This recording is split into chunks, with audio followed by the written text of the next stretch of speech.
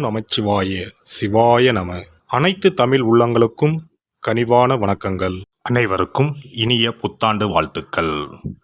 2026ஆம் ஆண்டு பிறக்க இன்னும் ஒரு சில நாட்களே உள்ளன.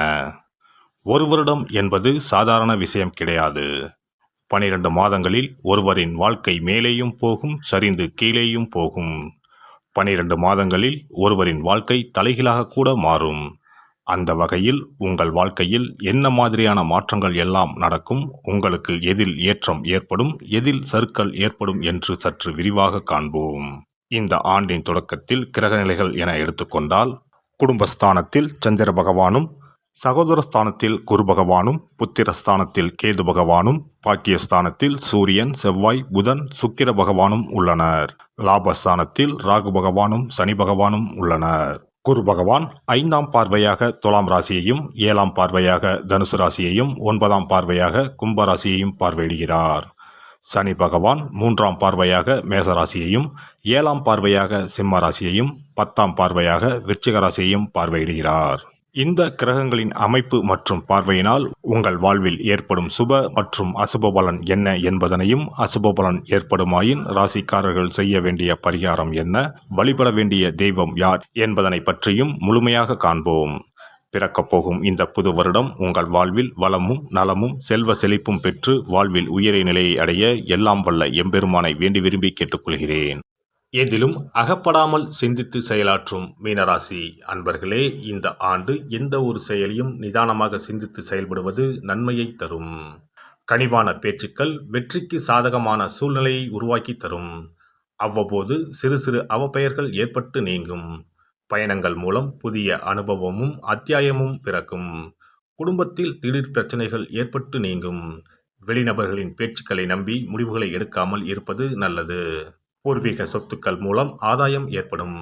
சிந்தனையில் இருந்து வந்த சில குழப்பங்களுக்கு தெளிவான முடிவுகளை எடுப்பீர்கள்.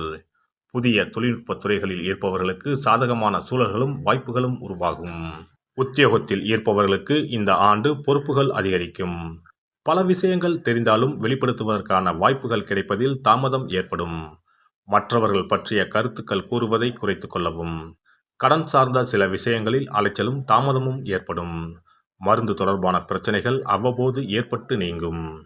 வியாபாரத்தில் சாமர்த்தியமாக செயல்பட்டு நினைத்ததை முடிப்பீர்கள். அரசு சார்ந்த சில உதவிகள் கிடைக்கும். உடன் பிறந்தவர்களிடத்தில் சூழ்நிலை அறிந்து செயல்படவும். வியாபாரம் நிமித்தமான சில வதந்திகள் அவ்வப்போது தோன்றி மறையும். வர்த்தக விஷயங்களில் மேன்மையான சூழல் உருவாகும். கடன் சார்ந்த சில உதவிகள் கிடைக்கும். பெண்களை பொறுத்தவரை எந்த ஒரு விஷயமாக இருந்தாலும் ஒன்றுக்கு பலமுறை யோசித்து முடிவெடுப்பது நன்மையை தரும். உடல் ஆரோக்கியத்தில் கவனம் வேண்டும். நீண்ட தூர தனிப்பட்ட பயணங்களை குறைத்துக் கொள்வது தேவையற்ற விரயங்களை தவிர்க்கும். குழந்தைகள் வழியில் ஆதரவான சூழல் அமையும். மனதளவில் நினைத்த சில காரியங்கள் சாதகமாக முடியும். அரசியல் சார்ந்த துறைகளில் இருப்பவர்களுக்கு பழைய பிரச்சனைகளால் சில நெருக்கடிகள் உண்டாகும். எதிர்பாராத சில செலவுகளால் கையிருப்புகள் குறையும். உழைப்புக்கு முக்கியத்துவம் கொடுத்து செயல்படுவது நன்மை தரும்.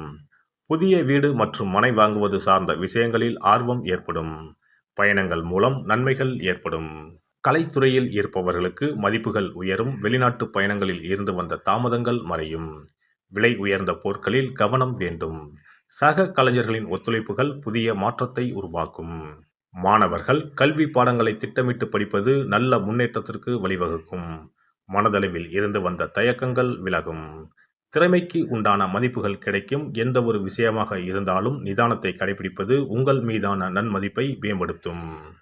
இந்த வருட கிரக அமைப்புகள் அடிப்படையில் மீனராசி அன்பர்களுக்கு எதிர்பாராத சில வரவுகள் கிடைக்கும். சுபகாரியம் தொடர்பான விஷயங்கள் கைகூடி வரும். வியாபார விஷயங்களில் மட்டும் இழுபறியான சூழல்கள் ஏற்பட்டு நீங்கும். மற்றவர்கள் தேவைகளை நிறைவேற்றுவதில் கவனம் வேண்டும். சனிக்கிழமை தோறும் பெருமாளுக்கு நல்லெண்ணெய் தீபம் ஏற்றி வணங்கி வர காரியங்களில் இருந்த தடைகள் நீங்கி எதிர்பார்ப்புகள் நிறைவேறும். சிறப்பு தொகுப்பு.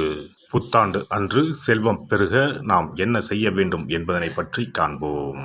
புத்தாண்டு அன்று நாம் சில விஷயங்களை செய்வதன் மூலம் வீட்டில் செல்வ செழிப்பும் அதிர்ஷ்டமும் மகாலட்சுமி கடாட்சமும் உண்டாகும். ஆகையால் புத்தாண்டு அன்று அதிர்ஷ்டம் தரக்கூடிய வகையில் சில விஷயங்களை கட்டாயம் செய்ய வேண்டும். இன்னும் சில நாட்களில் 2026ஆம் ஆண்டு பிறக்கப் போகிறது. அதாவது ஜனவரி 1/1/2026 அன்று கோவிலுக்கு செல்வது, தானம் செய்வது, புது ஆடை அணிவது மற்றும் வீட்டிற்கு தேவையான பொருட்களை வாங்குவது என பலவற்றை செய்வதன் மூலம் நற்பலன்களை பெற முடியும்.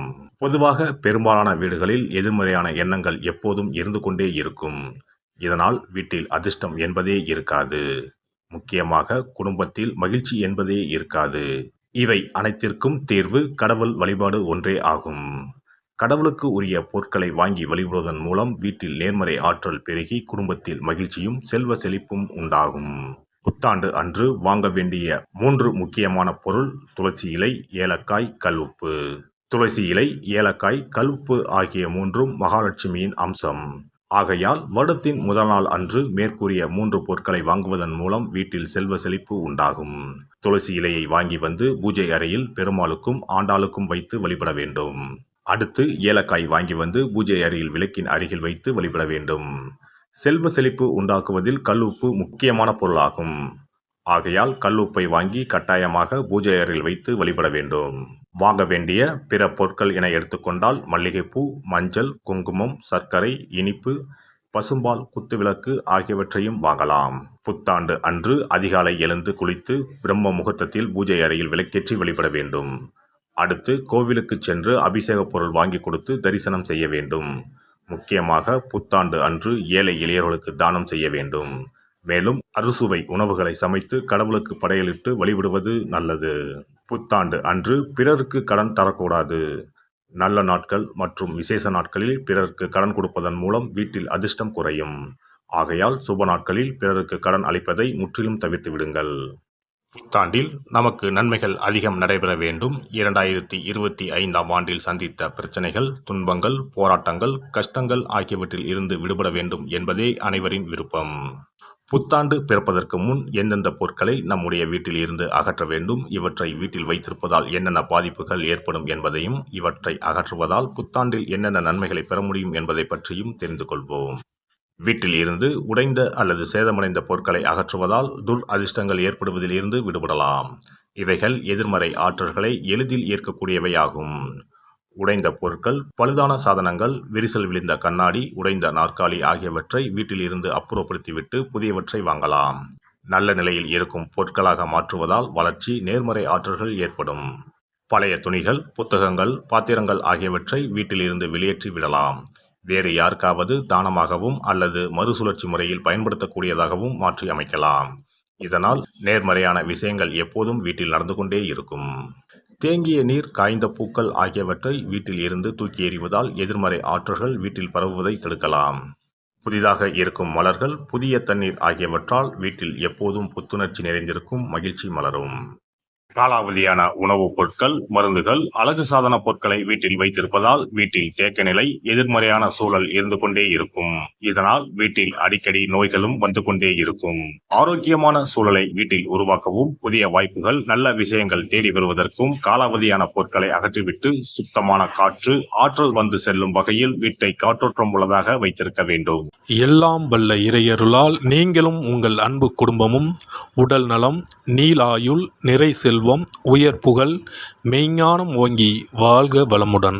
இந்த வீடியோ பதிவு உங்களுக்கு பிடித்திருந்தால் லைக் பண்ணுங்க, கமெண்ட் பண்ணுங்க, ஷேர் பண்ணுங்க, மறக்காம சப்ஸ்கிரைப் பண்ணுங்க, பக்கத்துல இருக்கிற பெல் பட்டனை கிளிக் பண்ணுங்க. நன்றி, வணக்கம். ஓம் நமச்சிவாய. சிவாய நம.